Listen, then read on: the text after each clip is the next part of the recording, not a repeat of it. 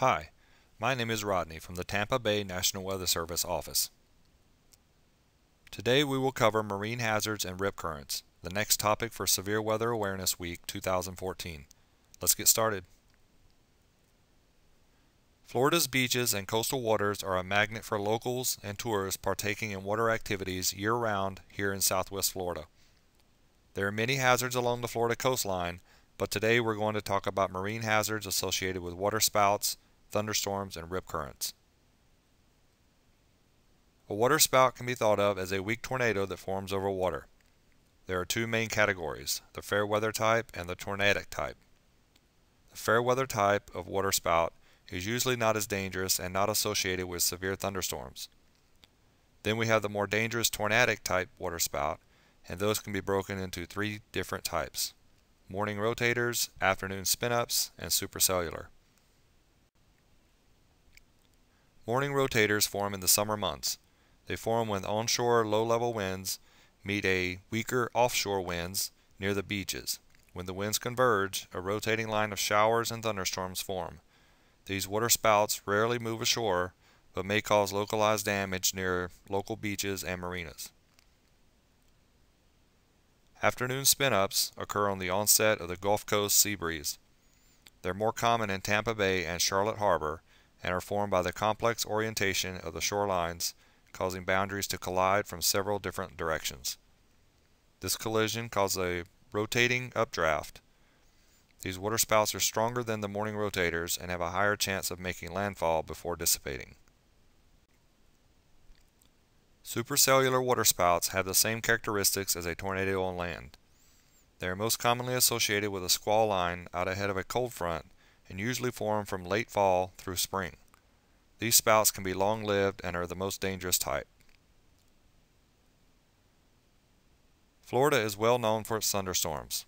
The thunderstorms occurring along the coastline or offshore produces several dangerous hazards for boaters and beachgoers. By far, cloud-to-water lightning is the most common and dangerous of these hazards. Gusty winds up to gale force or storm force can build up rough seas very quickly. Torrential rainfall can cause the visibility to drop to near zero, making a very dangerous situation if you are offshore. There are two primary seasons for thunderstorms moving through Florida. The most dangerous thunderstorms are those occurring along a squall line out ahead of an eastward moving cold front. These storms primarily occur from late fall to early spring. The second type is the sea breeze thunderstorms that occur during the summertime. These storms are not as dangerous as the squall line type, but are far more common. As these storms develop over land during the afternoon, they regularly track westward back over water in the late evening hours. This is dangerous for boaters returning to shore. And here are safety tips for waterspouts and thunderstorms. Always have an escape plan. Never let a thunderstorm cut off your route back to land. Ensure everyone aboard is wearing a life jacket, as winds and seas can easily overturn a small boat. Going below deck is always the best place to be, and avoid touching any metal objects.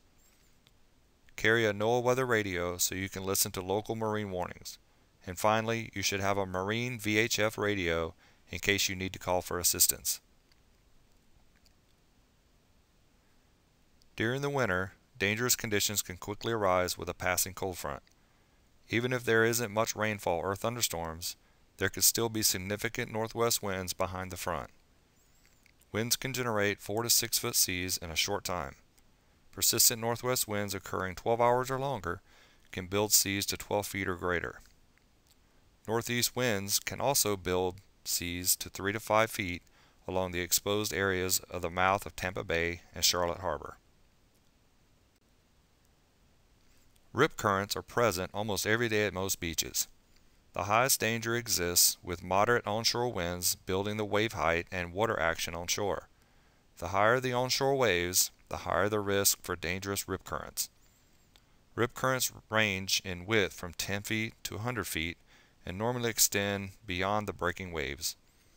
Rip current speeds may exceed 5 miles per hour and can sweep even the strongest swimmer out to sea.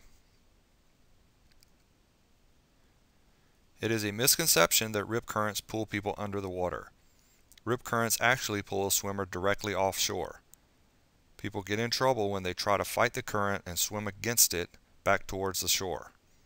In the struggle, the person tires from swimming and is unable to stay afloat. The best advice is to try and exit the current by swimming parallel to the shore to the left or right of the current. Once you are free from the current, swim at an angle towards the beach and away from the rip current. Try and draw attention to yourself. Be aware of the beach and surf conditions, know your swimming limitations, and always follow the lifeguard's directions. Rip currents account for 80% of rescues performed by surf beach lifeguards. Don't make yourself a statistic. You can check the websites listed here for more information on marine hazards. This concludes the training on marine hazards and rip currents. The next awareness topic we will cover is hurricanes and flooding.